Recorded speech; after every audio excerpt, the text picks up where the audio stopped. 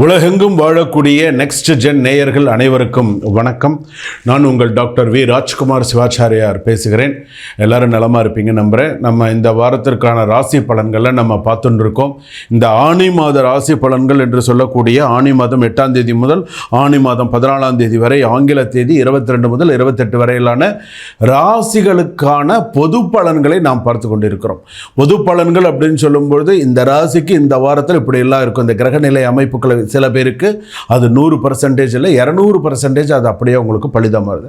இன்றைக்கி யாழ்ப்பாணத்தில் இருக்கக்கூடியவர்கள், கண்டியில் இருக்கக்கூடியவர்கள், அந்த பக்கத்தில் இருக்கக்கூடியவர்கள் நிறைய பேர் இன்னமும் நான் வாரம் உங்களுடைய ஃபோன் கால்ஸ் எல்லாம் நாங்கள் பார்த்துன்னு இருக்கோம். ஃபோன் பண்ணி பேசுகிறாங்க. உங்களுடைய வீடியோஸ்லாம் வாரம் நாங்கள் பார்க்குறோம் அப்படின்னு சொல்கிறாங்க. வாழ்த்துக்கள். நீங்கள் நன்னா இருக்கணும். மேலே உங்களுடைய கஷ்டங்கள் குறைந்து நீங்கள் மேலும் நன்னா இருக்கணும் அப்படிங்கிறது என்னுடைய பரிபூரண ஆசீர்வாதங்கள் உங்களுக்கு. ரெண்டாவது, உங்களுக்கு பார்த்திங்கன்னா நான் சொல்லியிருக்கிறது அத்தனையுமே பொது பலன்கள்.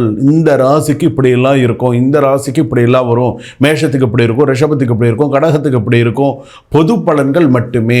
உங்களுடைய சுயஜாதகப்படி சில விஷயங்கள் மாறும்.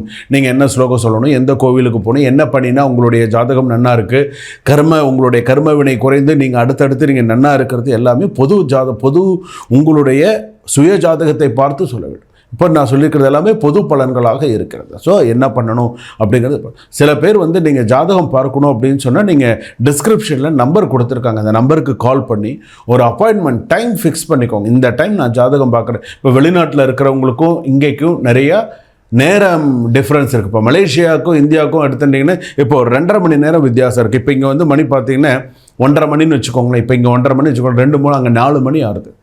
அப்போ இந்த டைம் டிஃப்ரென்ஷியேட்டுங்கிறது இருக்குது. துபாயில் இருக்குது. இது மாதிரி வெளிநாட்டில் இருக்கிறவங்களாம் ஒரு டைம், சார் நான் இந்த குருஜி எப்போ ஃப்ரீயாக இருக்காங்க, நான் சார்கிட்ட பேசணும், எனக்கு 1/2 மணி நேரம் எனக்கு சார்கிட்ட ஒரு அப்பாயின்மெண்ட் வாங்கி கொடுங்க, நான் வீடியோ கால் பண்ணி பேசுகிறேன், இல்லைன்னா நான் நார்மல் கால் பண்ணி பேசுகிறேன், இல்லைன்னா எனக்கு வாய்ஸ் மெசேஜ் மட்டும் எங்களுக்கு அனுப்ப சொல்லுங்கள். ஸோ நாங்கள் அடுத்தடுத்து என்ன செய்யணும்னு நீங்கள் சொல்லுங்கள், சார்கிட்ட சொல்லி எங்களுக்கு ஒரு நல்ல ஒரு வழிகாட்டியாக அடுத்து நாங்கள் என்ன செய்யணும்னு சொல்லுங்கள் அப்படின்னு சொன்னால் நான் கண்டிப்பாக அந்த இணைப்பில் உங்களுக்கு நான் என்ன பார்த்து சொல்லணுமோ கண்டிப்பாக உங்களுக்கு நான் பார்த்து நான் சொல்கிறேன். சரிங்களா?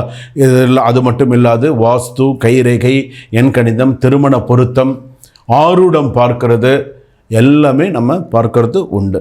எண்கணிதத்தில் குழந்தைக்கு பேர் வச்சு கொடுக்கறதுலேருந்து, நிறுவனங்களுக்கு பேர் வச்சு கொடுக்கறதுலேருந்து எல்லாமே உண்டு. அப்பாயின்மெண்ட் ஃபிக்ஸ் பண்ணிக்கோங்க. அந்த டைம் ஃபிக்ஸ் பண்ணி வீடியோ கால் பேசினாலும் சரி, நார்மல் கால் பேசினாலும் சரி, ஒரு டைம் ஃபிக்ஸ் பண்ணிவிட்டு பேசுங்க.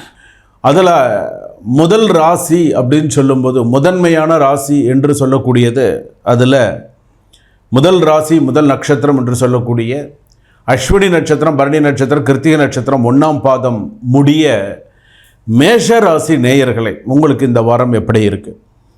நீங்கள் பொதுவான உங்களுடைய ஒரு நல்ல பண்புகள், நல்ல விஷயங்கள், ப்ளஸ் மைனஸ்லாம் நிறைய விஷயங்கள் இருக்குது மேஷ ராசிக்கு அப்படின்னு சொல்லும்போது.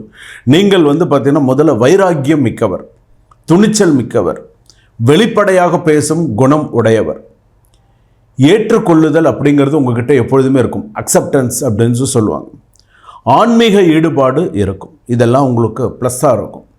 மைனஸ் அப்படின்னு சொல்லும்போது கோபத்தை கட்டுப்படுத்த வேண்டும், பேராசைப்படக்கூடாது, எதிலும் கட்டுப்பாடு தேவை.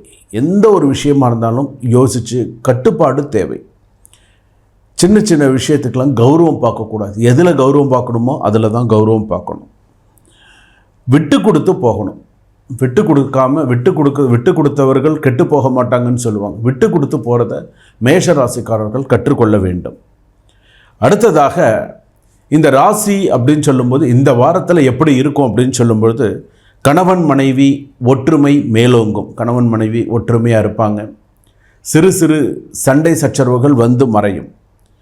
தொழில் விஷயங்கள் அப்படின்னு எடுத்துக்கும்போது அகலக்கால் வைக்காமல் இந்த வாரத்தில் கொஞ்சம் நிதானித்து தொழிலில் செயல்பாடு பண்ணுறது நல்லது.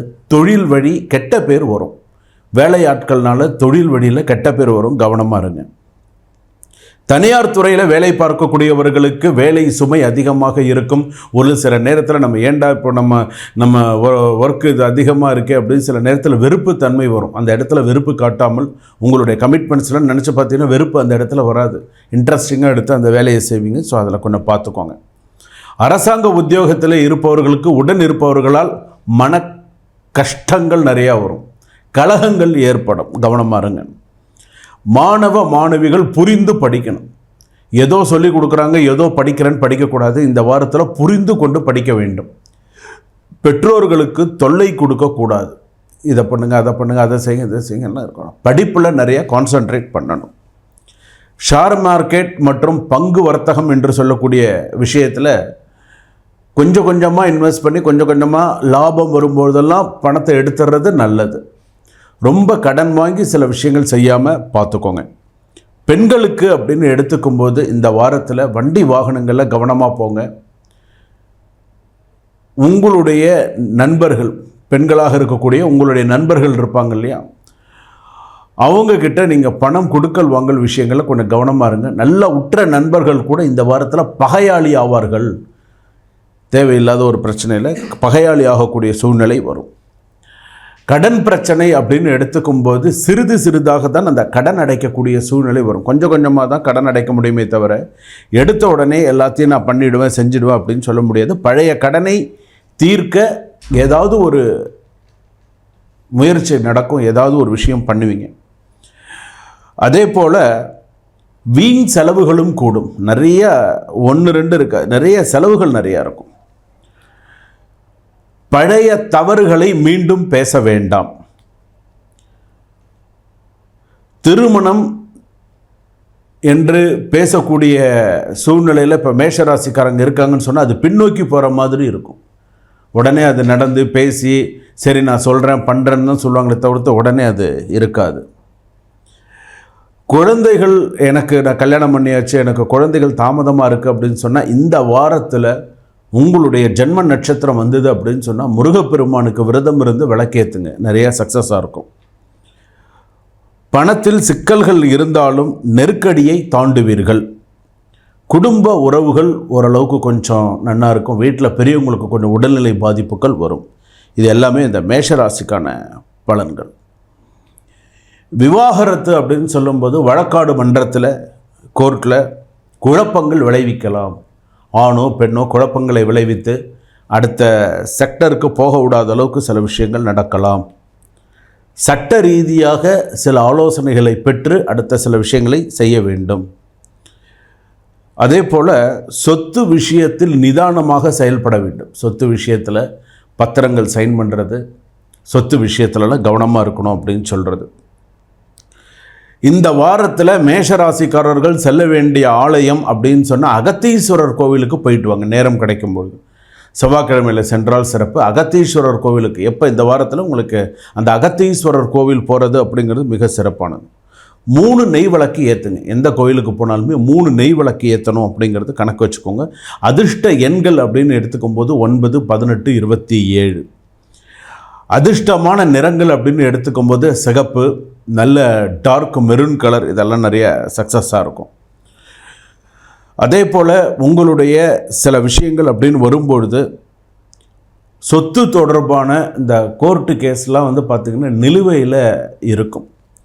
புதிய புதிய பிரச்சனைகள் வரக்கூடிய சூழ்நிலைகள் உண்டு.